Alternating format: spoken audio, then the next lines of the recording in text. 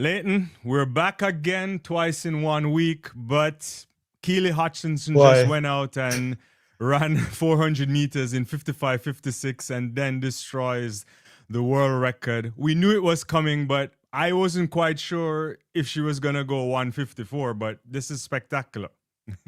Yeah, listen, I was wondering, look, when you break a world record sometimes it's by a mere fraction. It's like you just get there. This girl took the record apart in a way in which I guess it was coming. I mean, we saw that 156 at the British trials, and we saw that 154 last year when she opened up after injury. But she destroyed a quality field in a way in which you would not expect. WERRO was almost 4 seconds behind. DUGUMA was even further behind. Right. It makes you wonder what she's going to possibly be doing when she gets outdoors, because then she'll have fewer curves to run, longer straights.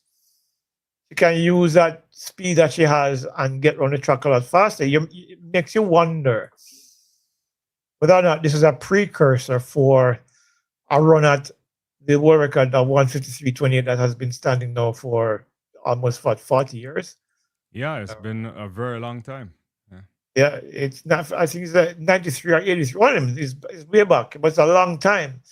But Keely Hodgkinson has today separated herself from the rest of what is a quality 800-meter field globally. It's amazing to see the pace at which she went out, the pace at which she maintained and came home strong. Because even though she was struggling a bit at the end, you're breaking the world record, so it's not going to be like a cakewalk. But she still looks strong, pushing through, to get to the record in a fantastic fashion. I mean, it's incredible. No, it is. It's. Look, I spoke to I was communicating with a couple of the guys at Athletics Weekly, and they were getting the information that they felt like she was on course for maybe 155.2, but not to go below 155. So everybody's kind of shocked, or maybe they're just holding their cards closer. And yeah, it certainly begs the question that, you and I were texting off here about whether or not the world record is something that's in sight, right? Perhaps at the London Diamond League. And 1983, Jarmila Krachvilova does a 153.28. Now, the math sometimes is hard to process, but that's a 133. She needs like 1.33 seconds off of our PB. I would imagine right now, if we are being honest, I think Keely is because she's at 154.61 outdoor, but in reality, she's probably 154 flat, maybe 153.89. So to get to that extra points, a lot of work to be done. And then when you were saying to me that it's she might be able to do that, at first I was like, this is very hard. But coming around in 55.5, I think that's what you need outdoors, and that's probably easier to do outdoors than because fewer curves. Yeah. Fewer curves. I mean, this is 4 laps indoors, right? Yeah.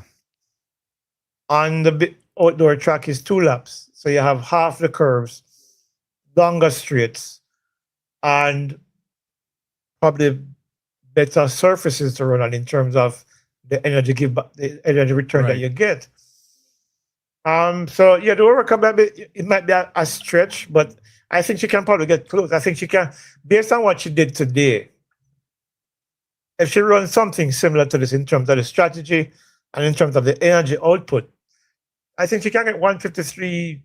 I just said 153.8, 153.7, as it is, which then puts the world record that much closer to her mentally, where she can figure, okay, if I can tweak this, maybe I need to split 24 or 23, I don't know, 23.5 over the first 200 and take it from there and hope that she has the strength to hold on. But this was this is probably one of the most impressive performances I've seen in a long time from an 800-meter runner. I mean, we've seen Maria Motola, we've seen some of the greats over the past, and Akiro, we've seen Jalimo. A lot of these, Jalimo, we've seen a lot of these stars over the years do incredible things in the 800 meters.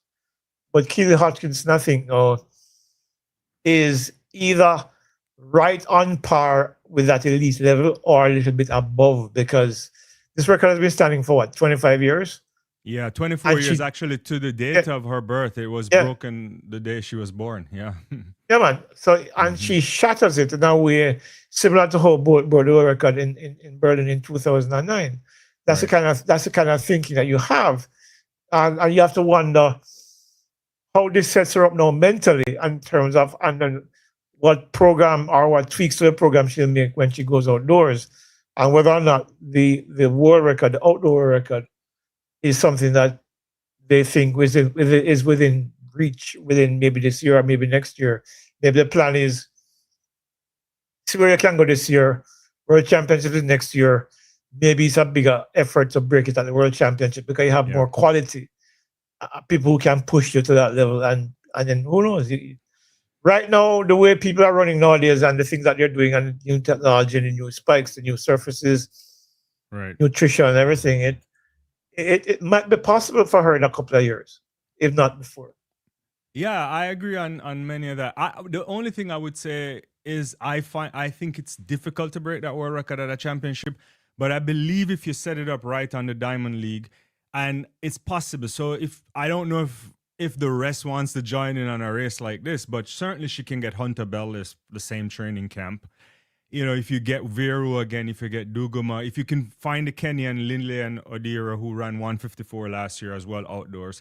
If you can spend the right money, if you're London, I imagine London Diamond League later on this year or the year after or whoever it is, then it sets her up, because I think the thing that she needs to is she'll get the pacing, she'll have the wave light, that's the control, but then will the rest be following her? Will she get like that kind of drafting or drag? Because I think the conditions need to be perfect for her to break the world record.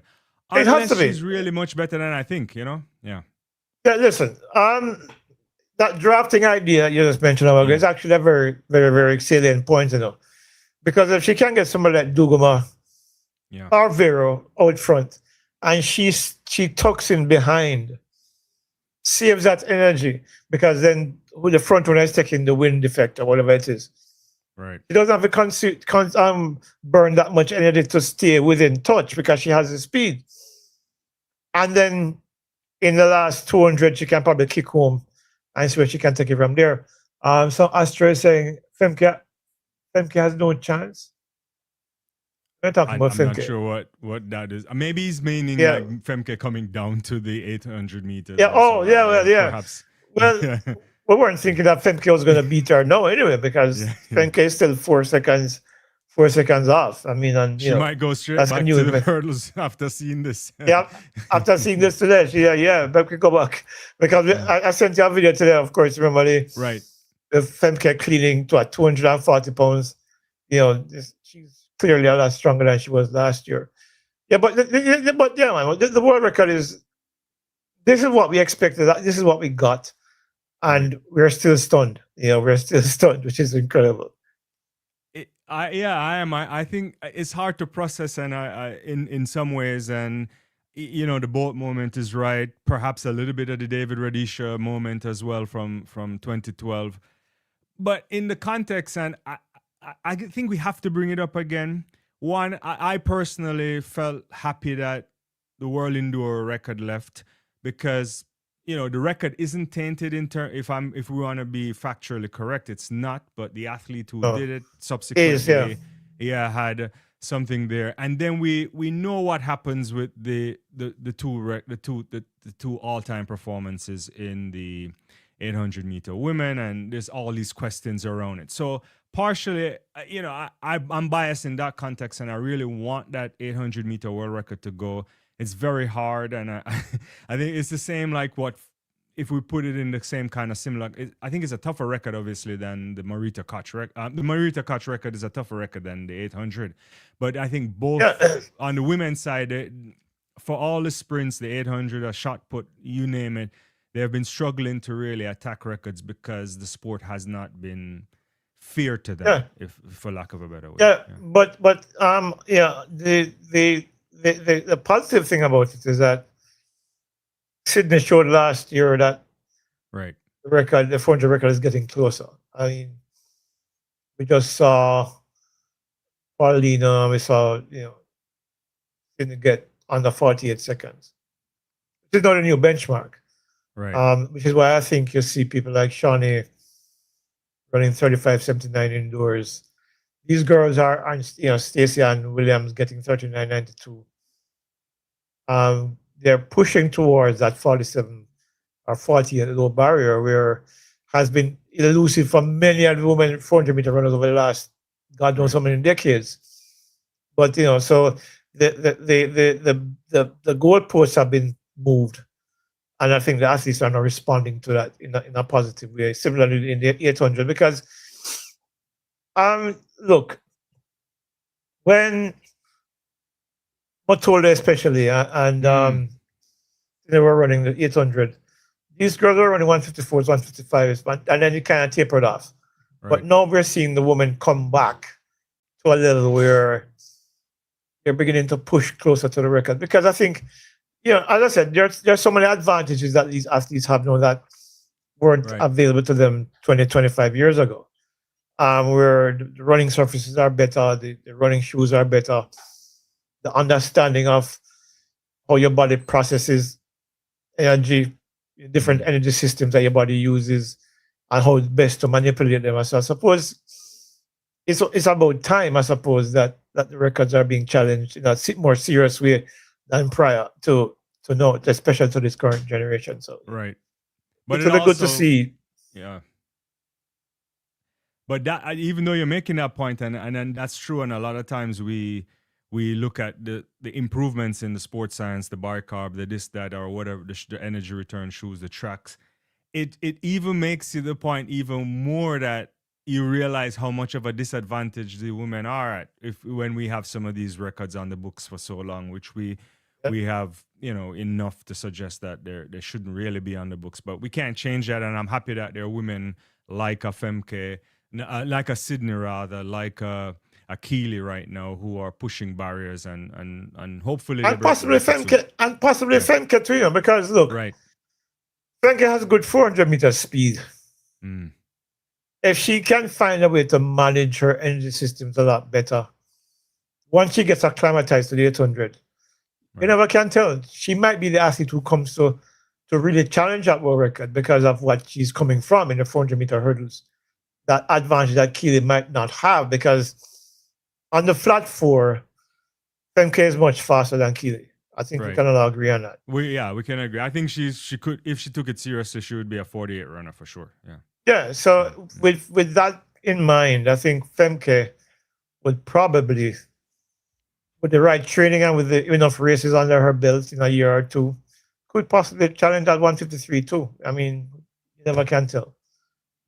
I agree. I think with Femke, it's going to be interesting. I think the challenge is to really feel what it's like to participate in an 800 meter with seasoned people, because what she doesn't understand in the sport is when they push the pace on her. I think her strategy would have to be one where you hang back, one where you try to just out sprint the rest. If you could, if she goes out on them, and I think their strategy would be to kill her, right? Like just to kind of take her out. But but even if you take Femke out, right?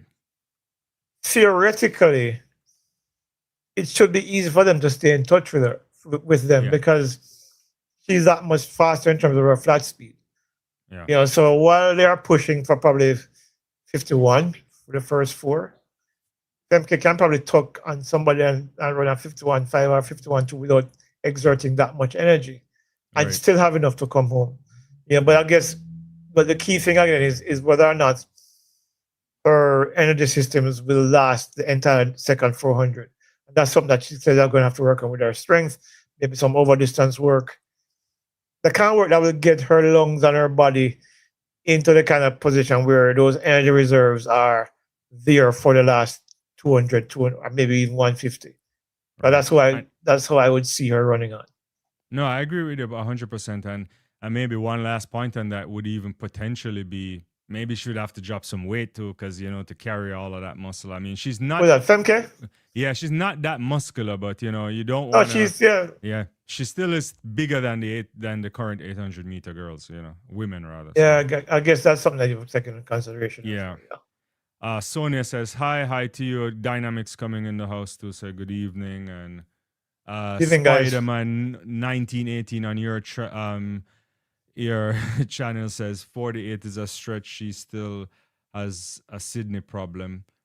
I guess but Femke has I think he's saying in reference to the 400 meters, but Femke has a 49 low in indoors, you know, Yeah, so indoors, she has yeah. a world record over 400 meters indoors. So I think people forget that, you know. People forget that she has a world record for 400 indoors, running 2 laps. Yeah. Yes. Believe me, she can run 48. And Brian also over on your channel is saying 55, 57 is the more ideal split. I think he's making in reference to the 800 meters. No, I agree with it. If she comes in at 55.3, 55.2, then she can even run 57 and a little bit, and she'll break the world record. But it's just that they have to do it, you know. Yeah, and that's a reasonable split. And 55, well, for Keely, 55 is not an issue. Neither is for Femke either. Right. You know, that's on her flat speed, at 55 is almost like she's jogging. Right. I mean, she did it today, so yeah. Which is that's crazy, next level. It is. So yeah, it's been that's a fabulous kind of run there, Leighton, and thanks everybody for coming through on your channel. Don't forget to like, subscribe, and get your questions and comments in. We'll try to get them as best as possible. All right, where should we go next, Leighton? After you talk about a world record that's been on the books for 24 years, the question is, what's the next thing that we want to touch on? I thought the meet in general was good, so maybe we should start with maybe the hurdles finals for men quickly, and then we can go to the women. So we had, we had a 1-1, KWAOU-MATHEY there, just from France, and Llopis there, 7:45, and Brackens from the United States coming in third. But a good run, a really good race. At first, I thought Llopis won it outright, but it's hard to see, to be honest with you. 7:446. Sorry, 7:446 was the electronic timing for both of them. Yeah. And look, Llopis has been running well all year. I mean, when you look at his times, I think his slowest time this year is 7:57, and he's run 7:49 this season. So that's not a big stretch for him in terms of what he's been capable of. I mean, the new national record today, yes, the personal best, but you can see where he's getting faster as he gets closer to March. Right. For Brackens, before I get back to Mathey, what is with the drop earrings? I don't know. Look, boss, I am looking at them and I'm that's not my business. No. I said anything one didn't do. But it struck me when they were introducing them, and I see Brackens with his 2 drop earrings. I'm saying, so what is girl are doing at the race? And then I look and say, oh, it is Brackens. And I'm like, dog, yeah, man. But to get back to the performance, 750 wasn't bad for him at all. You know, that good run. He tends to lead, and he gets caught. Right. And that's the issue with Brackens for me. So but Llopis is he's showing that he has good form this year, and consistency of the performances actually augurs well for him if he's going to World Indoors, because then we know you can almost guarantee a 7.4 from him. Right. And if he does that, then it might take somebody like Grant Holloway or Trey Cunningham to beat him. Yeah. So he ran well too. I mean, both races look really good. He got caught. He stepped in the blocks a little bit in the final, but still around 7:45. So, right. Yeah, maybe he's the man to beat in Poland this year. Dynamics says the issue is getting on the podium. He finished 5th the last few major outdoor championships. Yeah. The outdoor championships are tough too. I mean, I think hurdles in general, as we've seen on both men and women's side, quite challenging to figure out who gets on the podium. Yeah. Yeah, but if you look at the time that he's running this season, Right. except for Trey Cunningham, nobody else is running those times, and he's been running them consistently. I think he's had this is like his fourth or fifth time on a 7.5 this season. Yeah, I think so. mean, yeah, dynamic. You can check and tell us, but I think he's run 7:49 twice. I think he's run 7:47. Yeah, I think he's run about 4 or 5 times on a 7.5 this season. So yeah. Let me. Yeah, I guess you're right. I think So Trey Cunningham has about 7:37 and the 7:42 there from Cunningham, and Szymanski has a 7:43. But Llopis has 7:45 3 times. You're right, and yeah, he has a 7:49 as well, and 7:50 is like 4 times or 3 or 4 times. So yeah, so he's right there in the mix. Yeah. And while the others have run well as well, you kind of get the sense that he's trending towards faster times as it gets closer to Worlds. Because we're a month away, and this was a solid field. This was a quality field, no matter which way you cut it. And he's managed to run 7:45. So, so the reality is that he's trending in the right direction. And if he runs even faster at World Indoors, I wouldn't be surprised. Yeah, I agree with you. I wouldn't be too. And I think he also has the kind of advantage of, I mean, I guess we'll see better from the US athletes soon because their national championships is coming up.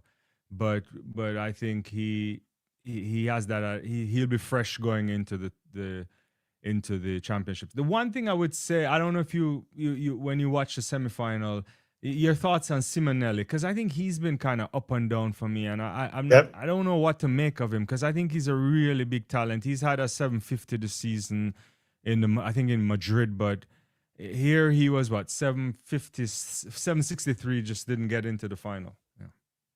I don't know.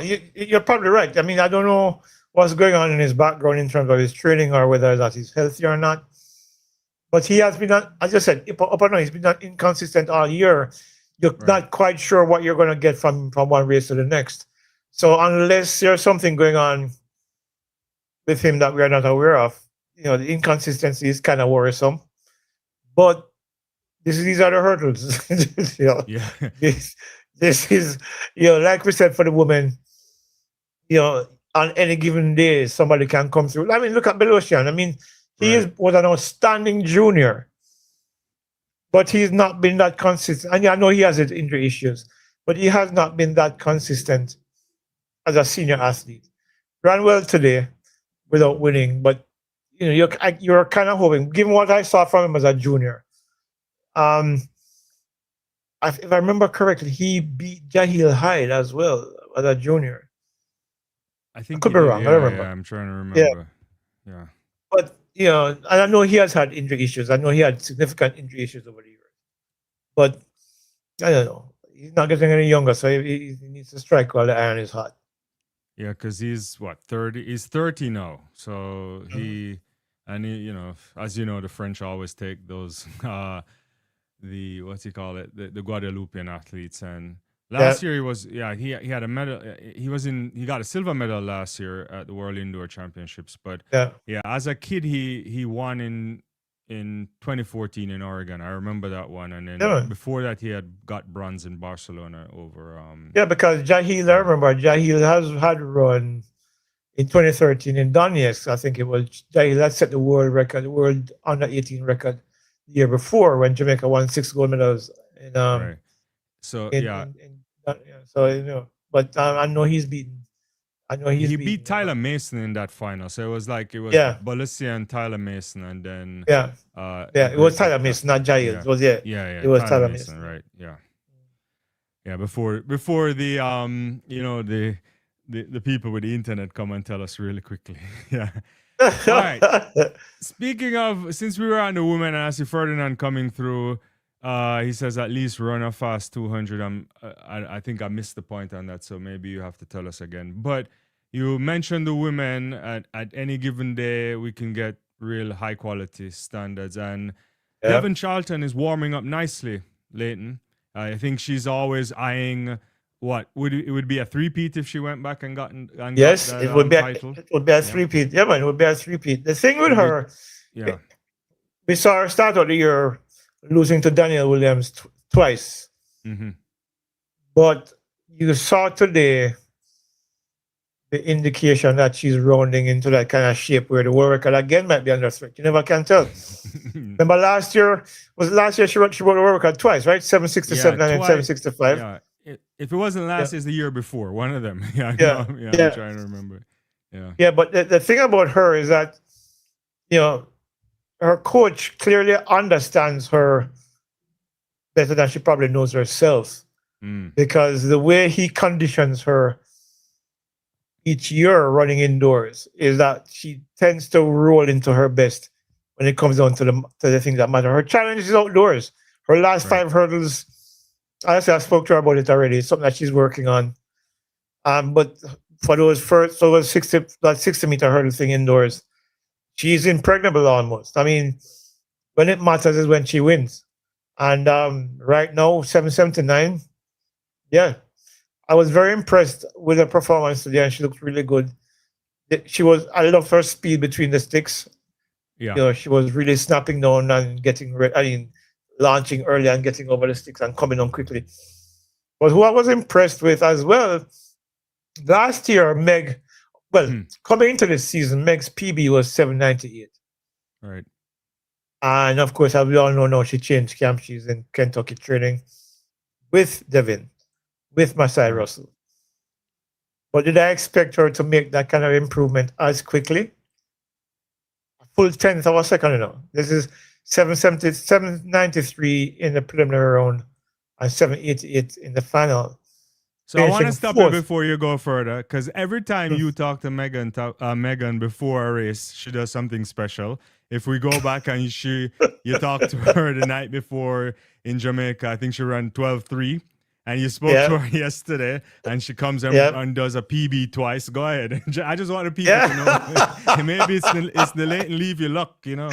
I don't know what it is, but I had a chat with her last night. The last thing I said to her is, "Go out there and do your best tomorrow, and you'll do great. And regardless, whatever great looks like, you'll do great." And then she comes around 793 and then 788, and this is just our first couple of months, you know, in that new camp. So, right, you know, it's going to be interesting to see whether or not she goes to World Indoors and what time she will run there, because I'm not saying she's going to go there to win. I don't think anybody beats Devynne Charles. And maybe the only person I think that probably has a legitimate shot is Ditaji, because Ditaji runs 767. 784. She ran 784 this 74 today, but Ditaji ran 767 already. Yeah. She's the second fastest all time now. Right. So given where both of them are, and Ditaji didn't look terribly either today. She was just ahead of Megan, but she caught Meg late.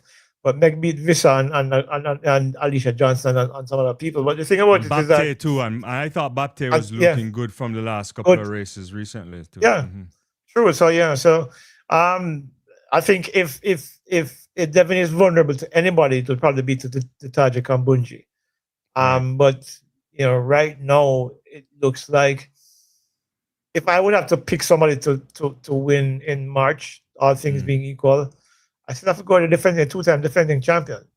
So you would write off SKRZYSZOWSKA, because I think she's been doing a fabulous season this year. She's still with World League. CHARLTON is edging to it, 778, but yeah.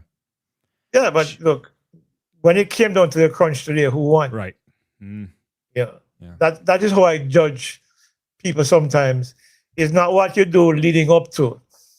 It's the performance that you do in those crunch moments. And Devynne has proven, certainly over the last two championships, that she's the one to beat. I mean, going into World Indoors last year, she wasn't looking particularly great, if you remember.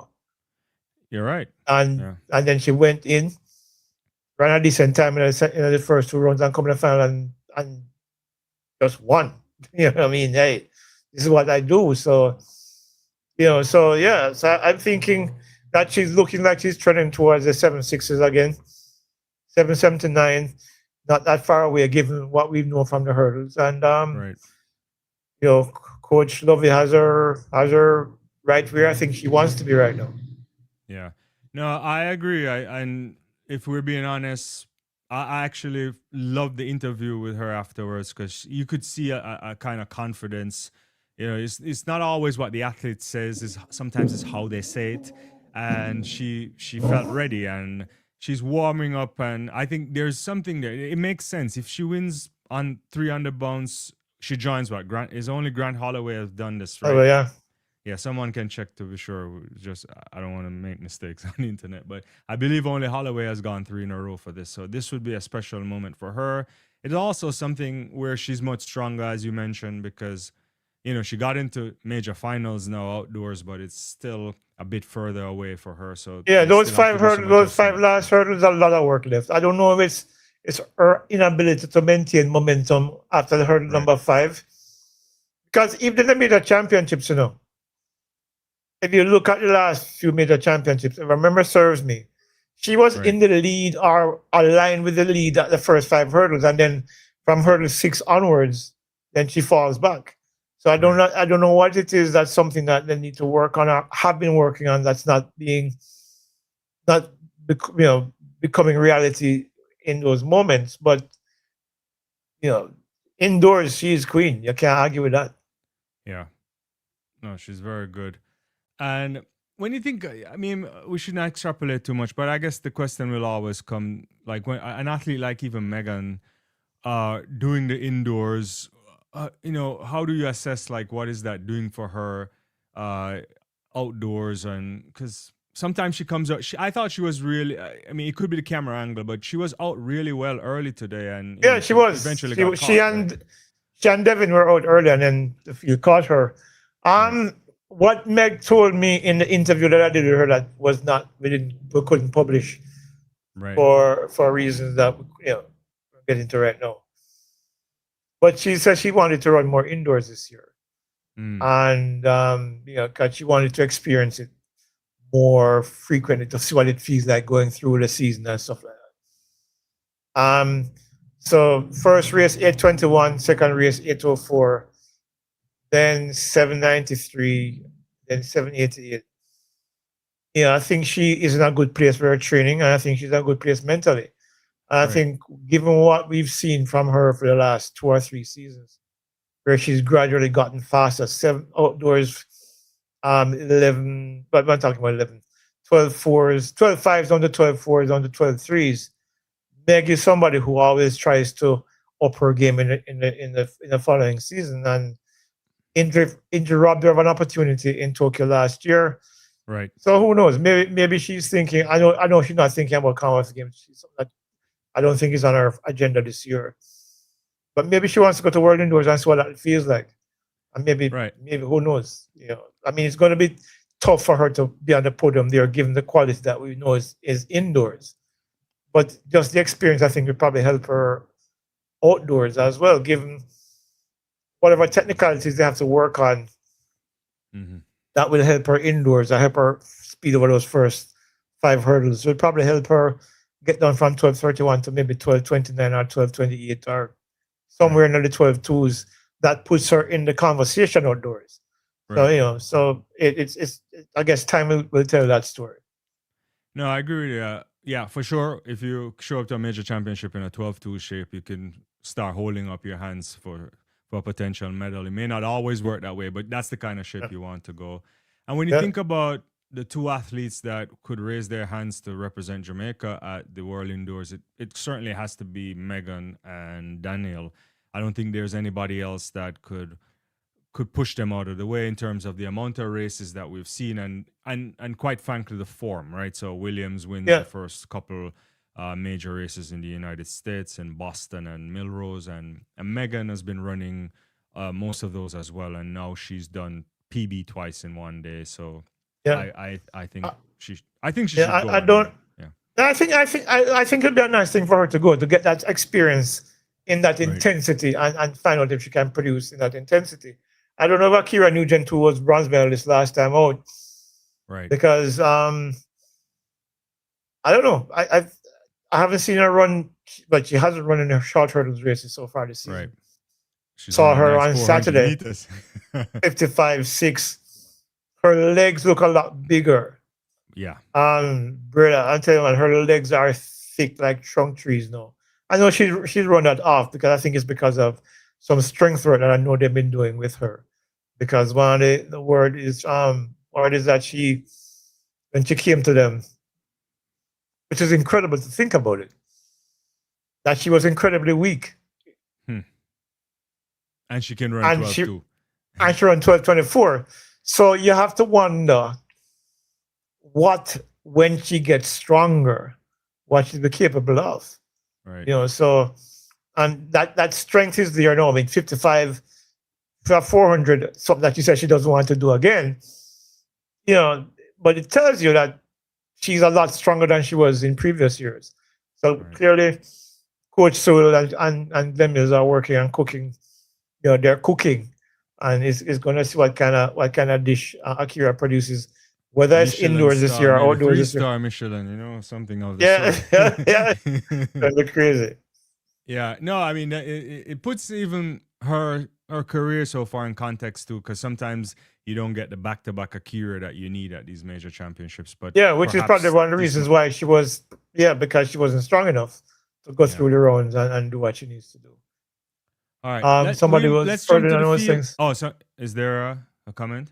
What is he saying? Yeah, further than what was saying. Not to look how many records we've had since. Josh Howie Keely.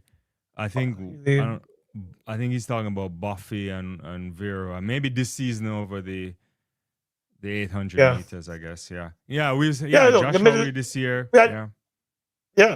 But we discussed it before. There's a lot going on in the middle distances this year. Well, not this year alone. Last 2, 3, 4 years, where we see where the athletes are either figuring out how to run these events better, or a combination of that plus training and all the different things that we mentioned before.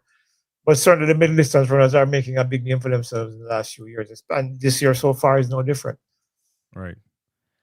All right. I want to move to the triple jump, but I see a question on your channel that you answer. We speculated on the last live a couple of days ago, but we just addressed it. So I think it's CRESTAN Thompson is asking, is Elaine looking a contract with Adidas? Is that why she's running in it?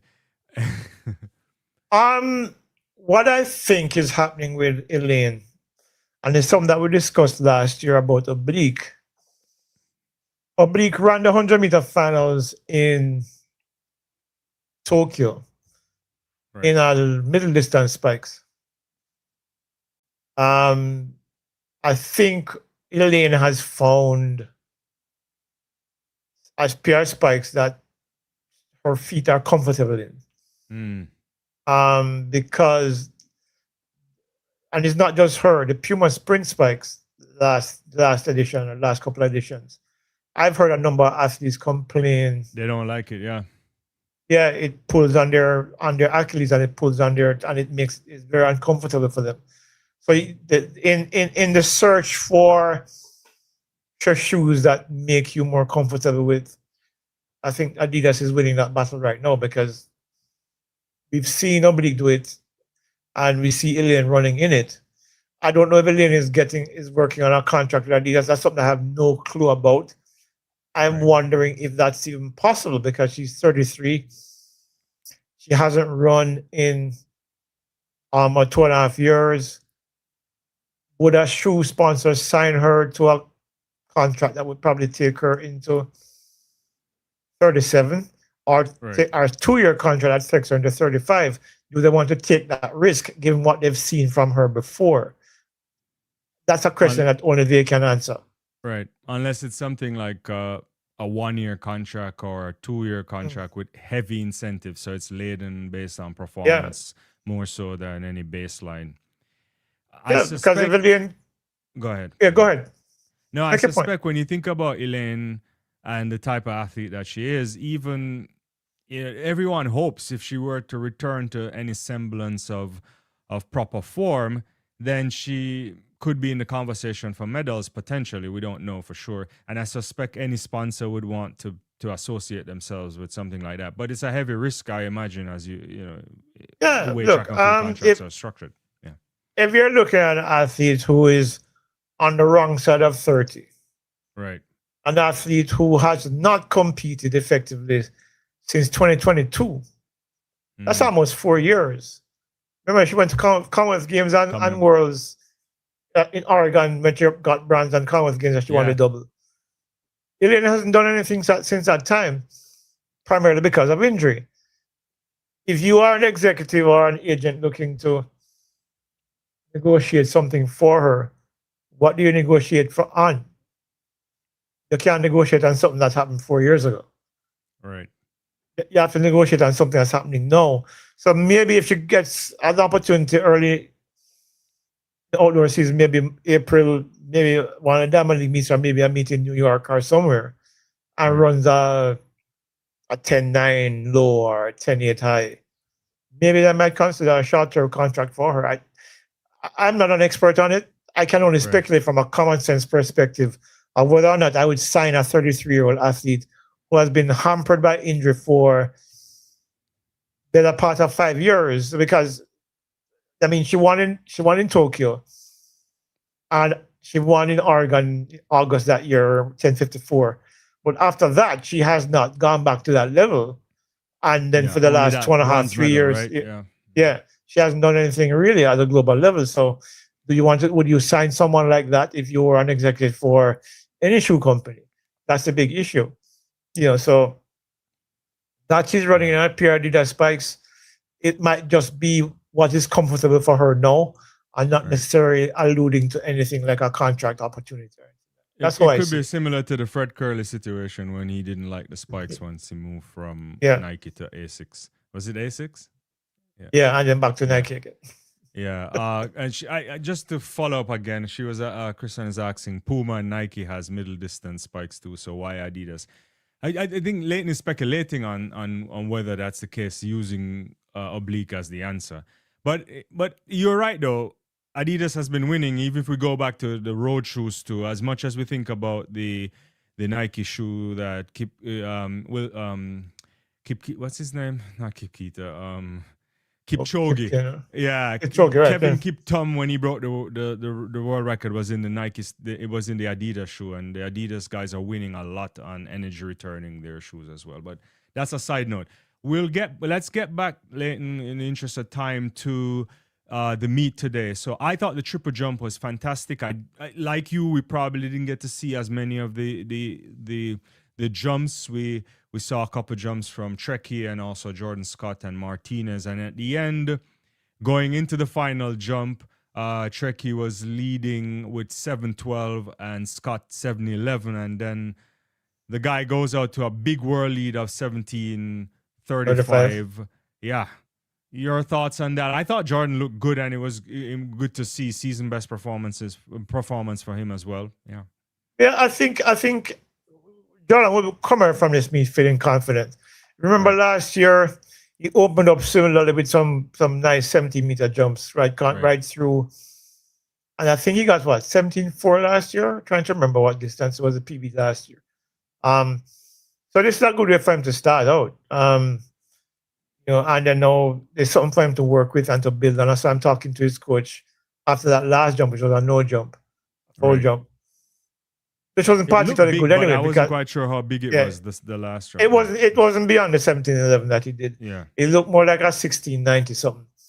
Right. But so I guess they're working on that, and of course he's in a good camp now with the world champion and Olympic champion Tia Lafond, and so they've been working on it. And I think we probably see some similar performances during the course of the indoor season, and then setting him up for what hopefully will be a better outdoor season than the one he had last year in terms of what his objectives were. He had a good season overall, but I thought he would have wanted to have gone into Tokyo and won something, come away with a medal or something. Instead of, what did he finish? 4th? Yeah, I tried to. I think he finished outside the medals for sure. I'm trying to remember exactly Yeah, where yeah. He's finished just outside the medals in Tokyo. yeah. So I think any objective for him this year would be probably to build on last year, coming into this year with an objective of thinking about. I don't know if World Indoors is on his mind. I don't know if Commonwealth Games is on his mind. I don't know if Ultimate Championships on it. I don't think Ultimate Championships has that has the shift. Does it have the triple jump this year? I don't know. Can't recall. I have to look for that. Yeah. Yeah, but maybe it's using the year to build towards 2027 and 2028. You know, because Jordan clearly we know he has the talent. Yeah. And the He last two finished fifth seasons we've seen fifth, yeah. for accuracy. 721 in Tokyo last Yeah. year. Yeah. Yeah. So No, he you had know, so I think he going into the World Championships last year, he was on a lot of people's was a books favorite, yeah. to medal for sure because he had a Yeah. fabulous outdoor season last year. Yeah. Yeah, so you know, it's a situation where he probably would have been disappointed. I should probably get him on, you know, my channel and talk Right. to him and find out where he's at, and then find out what he's thinking about for the season. Maybe that's my next interview. We'll see. But Let's get but Jordan yeah, started. I don't think he will be disappointed with the performance today. I think 1735 is a distance that he has never gone to indoors. Right. So you know, maybe he's thinking, you know, settle with the silver and then build from there on. Because when Jordan jumps, you see the potential for him to go much farther than he's going now. Right. But maybe, you know, in outdoors he can probably jump to something like a 1760, which is probably what he's going to need to be in a conversation for a medal contender outdoors. Yeah, you hope You know, because like last year we had Pichardo went and just did that crazy jump last year, 1791. But Yeah. Jordan had a 1752, and Brian is also saying he did that from a 12-step approach last year. So yeah. there is something there, you know. Yeah. Yeah, And- so it's something that he can work towards and build on and see where, because he looks stronger this year. I Right. mean, he looks even faster in the run up as well. So, you know, I'll tell you what, I'm gonna put him down, Jordan Scott. Yeah. I reach out and call him tomorrow and find out if he would talk to me sometime over the weekend, because I think I'm going to be spending some time up by the corporate champs tomorrow evening and Saturday. Because I didn't even I wanna ask you catch about on. Eastern Champs if you went, but yeah. No, I haven't seen anything from Eastern Champs at all. I've been Yeah. so tied up with Yeah. a lot of stuff that's going on behind the scenes. And Kadeem Barrett 686 on your channel confirmed that the Ultimate Championships doesn't have the triple jump in it. Yeah. I think we were speculating that we just can't remember. Thanks for we need, that's what the chat is for, you know, sometimes when we're slipping on remembering exactly what's going on. Yeah, brains are not as young as they used to be. Yeah, especially after a long day too. But yeah, the triple jump was fabulous. Let's talk a little bit about 800 meters too. There's 2 rounds of 800 meters. The second one, Eliott Cranston. I thought that kid is, I think it was in Ostrava, if I'm not mistaken, or one of the meets where he went sub 144, and he came back here again and he did 143.91. An excellent run from him. I don't know your thoughts on him. Clearly, Strong when you run. look at his race in comparison to Josh Howie this year, or you know, Yeah. potential, it doesn't look the same. But that's really, but only I don't think there's more than 5 or 6 guys that's gone sub 144 multiple times out indoors. So he's doing really well. Yeah. Yeah, I think his race strategy was very solid actually. Right. You know, he you could see that he was well within himself that first 400, and then really he just cut loose from what went. It was like the 200 meter mark, I think. He started to really push it, and came on 143. I mean, you can't argue the guy. 143.91 is 143.91. That was a pretty solid race. I thought he looked a bit winded at the end, but you can't, how do you argue against 143? Yeah, just nothing you can do unless you're Josh Howie. You know, you're not running anything better than that right now, and I think that's a fabulous performance. But I think one that would be of a bit of an interest to Caribbean folks too would have been the second race that featured Navasky Anderson, which he didn't end up winning. That he took the lead at 600, I believe, or so, somewhere around there, and then he got hunted down by Yeah, made a couple of mistakes Stefanov that race. and Pattison and what's the guy's name? Boldeck, yeah. Yeah, one of the things, a couple of things that we spoke about it as well off here earlier today. Well, let me address this first. Last week at Tyson Invitational, Tyrese Taylor breaks the indoor record around 146.11. Right. Last year at Nakaki, broke the champion brought it on 143.76. Held it last year for 3 weeks. This year, less than a week, and Navasky took back the record from 146.10. Navasky made a couple of errors in that race, I think. First thing, when he came off, when the PSL came off, Navasky took the lead and then inexplicably goes into lane 2. I don't understand that. And gives my guy a chance to run in from him inside and get past him when he was struggling. I think he ended up running probably an extra 5 meters that race, which is what cost him a 145 and possibly a place on the podium, because his legs died like 20 meters from the tape. Yeah. You know, because I think he worked extra hard.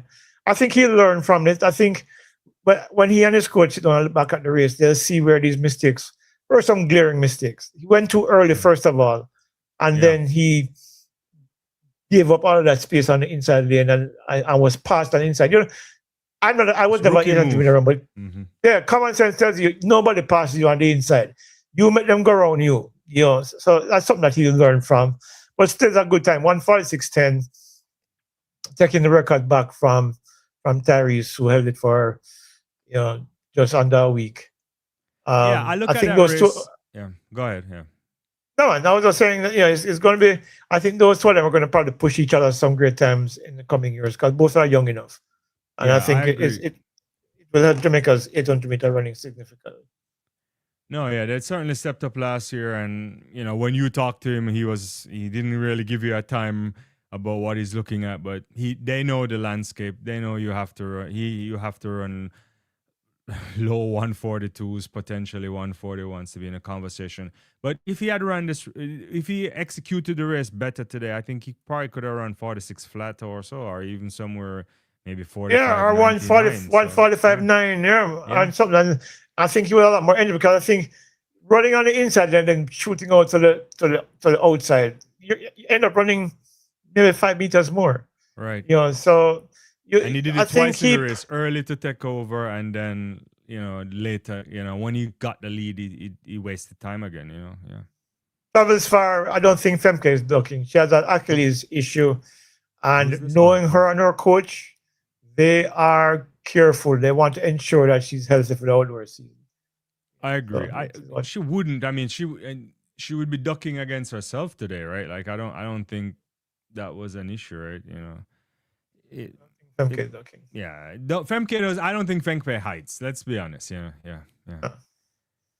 Oh, I think Ferdinand was saying you missed my first message. I said changing the rules 800 to move breakpoints same as 400, a huge difference. Okay, I get what you're saying, right? Yeah, exactly. No, cut over, right? Yeah, 100%. The cut over, what? 150. The cut over, right? Is that 150? Yeah.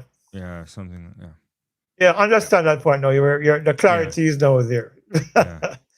Yeah. Appreciate it. Ferdinand is in South Africa. He's probably way late over there right now.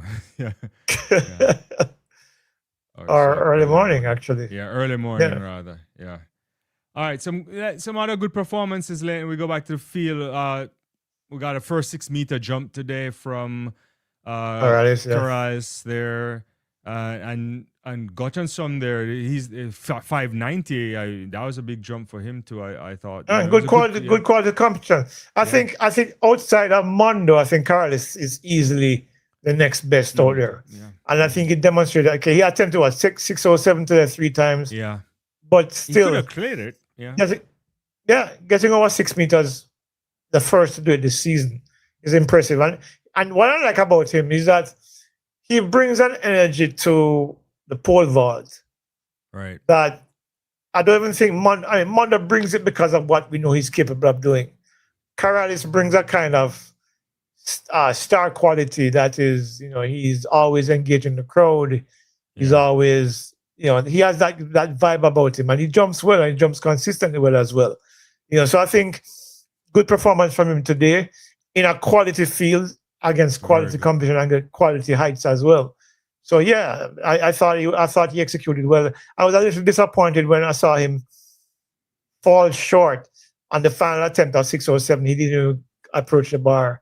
That I thought he would have probably at least gone over and maybe even hit it off.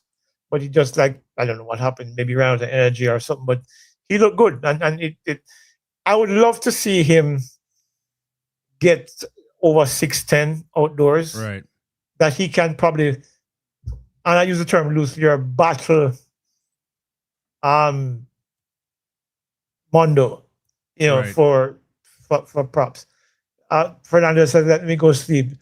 Just happy Australia out of the T20. I am happy too. Yeah, he's a big. But since you're on that, can we just digress just a little bit? Okay, yeah, we could do that. Yeah. Now we're gonna go straight into before you go to sleep.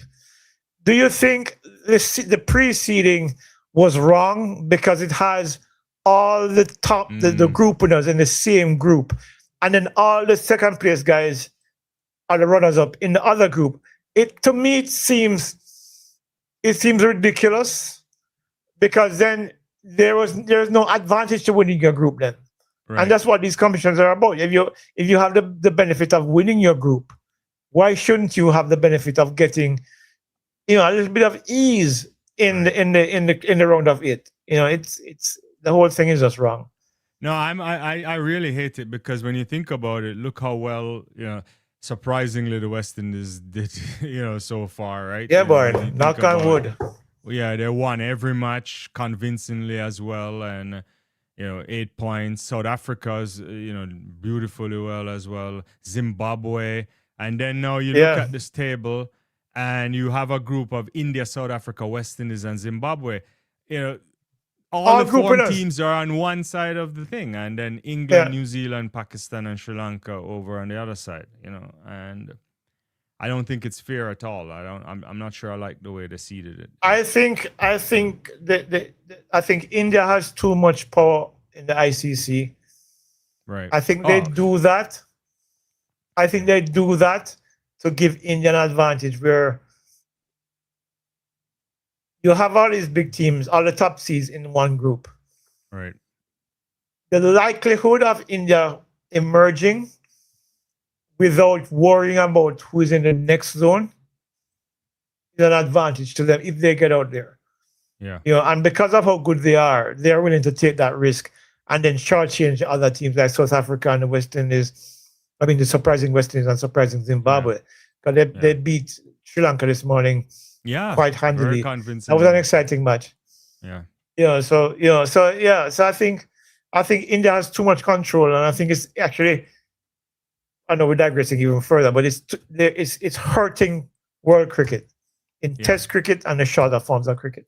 BCCI has too much power, but we'll do that on another show, Leighton, because the people will like cricket tonight. There's a comment here. Keely is easily showing a thing more what she could be doing. LOL. Agreed. Yeah. But Mo, I think is this. I don't know. This is just a complete guess. Right. I think she's distracted. I think when you win early, sometimes, you don't have anything else to aspire to. Right. So she goes out. She wins. What was it? Worlds. She wins the Olympic in 21. Yeah. She wins Olympics. She comes back and wins gold medals at Worlds. Yeah. And she finds love, and she gets married, and all of those trickle trappings now. The goal of winning those things are no longer appealing. So it happens. I mean, I've spoken to athletes. I mean, it happened to Usain Bolt. You remember Bolt said in 2015 that he's been there, done that. There is no need for him to do anything else. Right. It happens with athletes sometimes, where they get this victory and the winnings so early in their careers. Omar McLeod said it as well, that he believed that a part of the reason why he struggled that in the latter part of his career was that he won so much so soon. He won Olympic gold while he was still at Arkansas. Right. Right. And then he won worlds, and then he won world indoors. He had won everything. And then what do you do after that? When you reach your what's the goal? The world record, which I know they're probably thinking about it at that time. And Margot, I don't know what happened to him, but then he left and went to Florida, and then everything went to pot after that. So I think that's probably, yeah. I think what happened to Athing is that where she's won everything, she's made her name, she's made some money, and her focus has shifted somehow. I know. I suspect that there's some injury issues as well that was involved in that. Because remember, she didn't run for almost an entire season, couple of seasons ago. Yeah.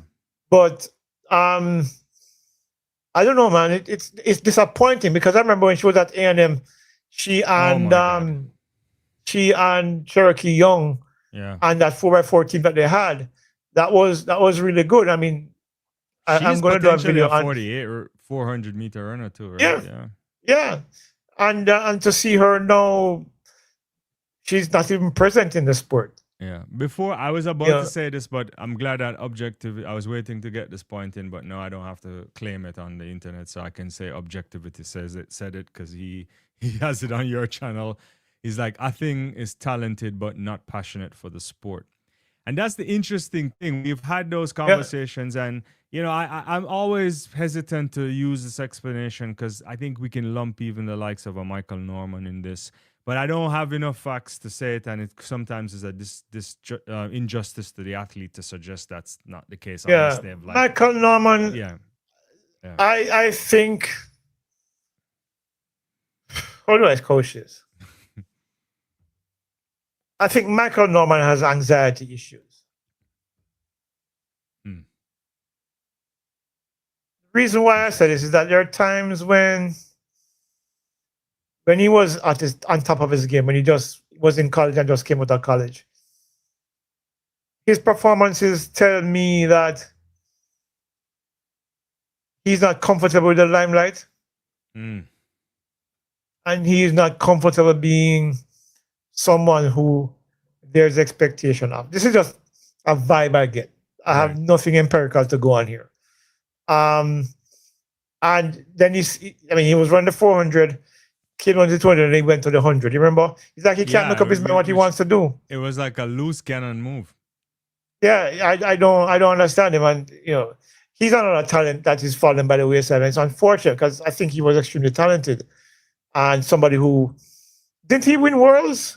Yeah, he won Worlds in 22 in Eugene. He won 2022. Yeah, sorry. It was the thing that who won in 2019. Stephen Gardner. Gardner won in 19.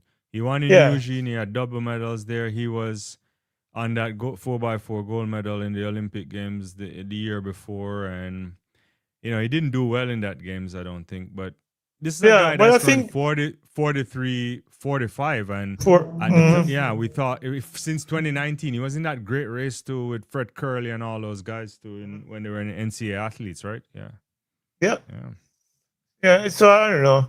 It's unfortunate because sometimes, as objectivity said, maybe it's just the passion that they lack.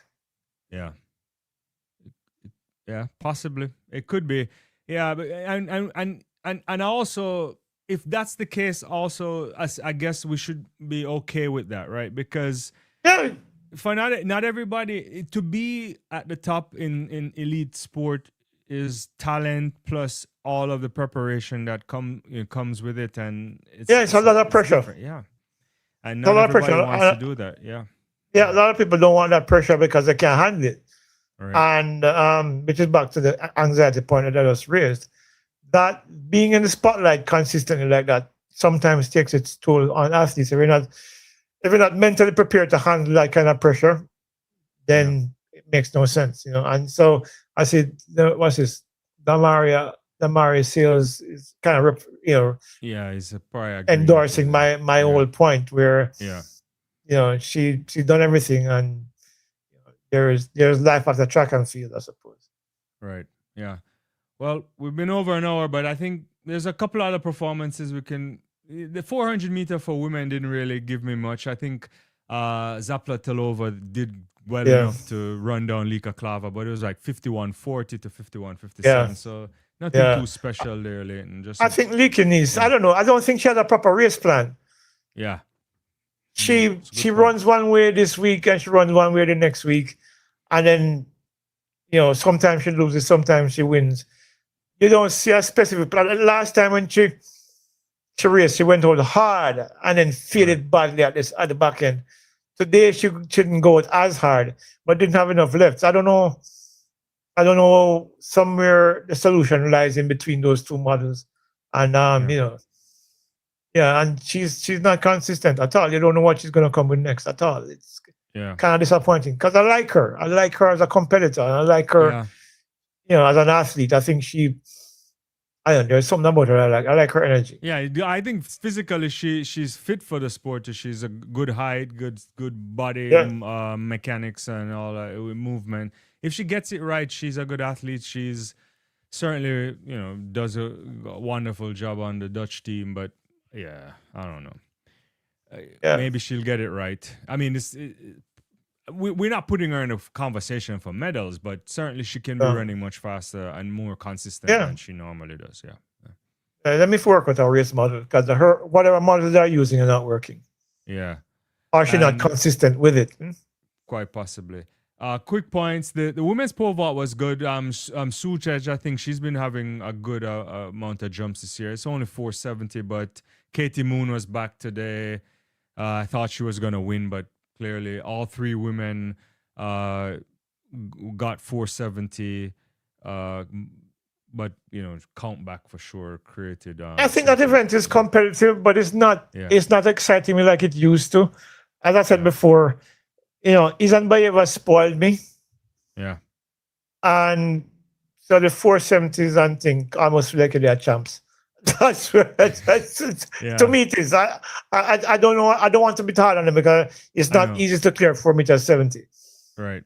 But because it was kind of like where I was coming from with Bobka. After I watched Bobka, it was like even when Devynne came on the scene before he cleared 6 meters, I wasn't particularly impressed. Right. Because I was so used to Sergej jumping, clearing 6 meters ad nauseum, and but after a while you realize that everybody's going to be him until, of course, Mondo came along. But Devynne was good. I mean, 616. He's just right? Is it 616? Yeah, 616. Yeah. So so I give him props because he eventually got there. But for the women now, after Yelena, I am not particularly moved. I missed that today primarily because I was on a call.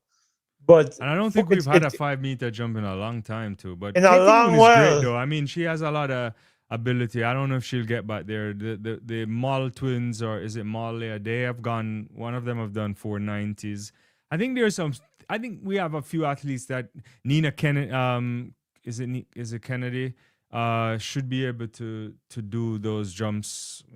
But I know what you're saying. We need the women to approach the 5 meters, and I don't know if they can go over 5 meters consistently. But I don't need them to. What I'd like to see from them is 490s. Challenge the 5 meter bar a little bit more, because 470 to me, and I don't say this to be trite. 470 to me kind of feels mediocre based on what I'm used to seeing, and kind of just done that. Yeah, but maybe it's early season, so we'll see if we get some stuff, because a lot of the athletes are just kind of warming up. So we'll give them a little bit of grace until they get out there. Hunter Bell tried to go below 4 minutes today. Didn't quite do it. She went 4 minutes. Came close though. Came very close. Didn't run at the British Championships. Had a medical exemption. Was a quality field too. It included Berkey Hylam. Gemma Rike was there too. Yeah. And so it wasn't a bad race. It wasn't. In the end, Hunter Bell won it comfortably. She won by reason Berkey couldn't city hang with block. her at the end. Yeah. She won by a city block, literally, because she just pulled away from the field those last couple of laps. Almost a second or so, Yeah, she just killed them, But, I mean, she said that she was going to decide which event she runs at World Indoors because she's in the rankings for both. Right. So, because she's been pretty good at both so far this season. So I guess when she decides, I think then we can make a determination on whether or not she'll be competitive when she goes to Poland. You know, but it was I like the race. I like the fact that she dominated. She was patient, and then she dominated. And I think I like seeing that from athletes. If you know you're good, do it. And I think she did that today. You know, it's in the same way in which Keely dominated 800. Yeah, makes sense. We'll get 2 more comments and we'll wrap up. Objectivity says, when God gives you a talent, it's a shame to waste it. I wish I had things talent. Yeah, I hear you saying. And then over here, Dynamics is saying, maybe not a major medalist, but Clava, talent-wise, should have made the last few major championship finals. 2024. Agreed. No, we agree on that for sure. Entirely agree with you. Yeah. Yeah, Leighton's always busy. Great interview, a great chat last night with Donovan Bailey, your good friend. Yeah. And what else you're pushing out soon, or we just gotta wait and see? Well, I had an interview today. I won't tell you who, but that one was scuppered at the last minute. I'm working on some others. I'm actually waiting for some responses from 2 NCAA athletes. Trying to get a third from another island. Waiting for that response as well. In fact, I mentioned that on the last live, I think, under the Roban, trying to get him. So that's my immediate list right now. I'm going to try and see what I can get out of the meets tomorrow, the corporate area championships tomorrow and Saturday. And if I can just use this to plug Ricardo's effort, because Ricardo Chambers is starting a new venture with Anthrix Sports. I think it's called oh God, I can't remember, but they're streaming the championship both days. It's $5.99 for Friday, $8.99 for Saturday. For corporate championships, okay. Yeah, it's true. It's the Ventu app. That's what it's called. The Ventu.live is what it is, I think. So I posted it on my channel in the comments under the video of the corporate championship. So if you're interested, you can go watch and support Ricardo. He's like me. We're doing our own thing for the time being, and so any support that he can get will be greatly appreciated. Yeah, but yeah, guys, I'm gonna week, right? Yeah, Gibson's next week. I plan to be there as well. My subscription for that. Yeah, I'm planning to be there in person because there are a couple of athletes that I want to probably get some trackside interviews on for the channel as well. So that would be so good. Yeah. So one more before you leave, because Objectivity want you to leave on a high. He says, Leighton, what's your PB? I heard you were a sprinter. He's calling you out tonight. No, that wasn't. But put it this way: the easiest answer I can give you, Eliott and I have the same PB. Look, Leighton was you have to understand the times, if you didn't get injured, it would be a different story, but yeah, I had a lot of hip issues. A hip flexor issue where in training sometimes my hip would just pop and I couldn't walk without crutches for weeks at a time. And eventually I just gave up and started to manage if you're young enough, you probably know this team, but the Bosa Lightning, first club in Jamaica to go under 40 seconds for the 4x1. Wayne Watson, Michael Nevers, Beefhead McFarlane, and John Muir were those 4. We started managing them. We got the Bosa Lightning name in late 87 going into 88. And after that, I joined the Gleaner in 1990, and then, the rest is history. But yeah, I wasn't, I had too many injury issues. And at the time, I don't think we had exposure to the technology that we have now in terms of treating and managing injuries. And as a result, I decided to walk away from it. But for the time when I was running there, I ran champs against. I remember you guys remember Leng from Calabar got him in my heat at champs and psyched me out completely. but that was it. That was my PB. And then track and field became something that I covered as opposed to participating in. All right. Well, on that note, I think we can call it, Leighton. It's always good, and thanks everyone. Don't forget to like, subscribe, share, put your comments in. We'll try to get to them even after the live or on the rebroadcast. And as you know, we'll come back again soon. Lots of stuff. Don't forget to support Leighton's channel, and we'll talk soon. Yeah, man. Take it easy, guys. Have a good night. Bye bye, everyone. Yeah.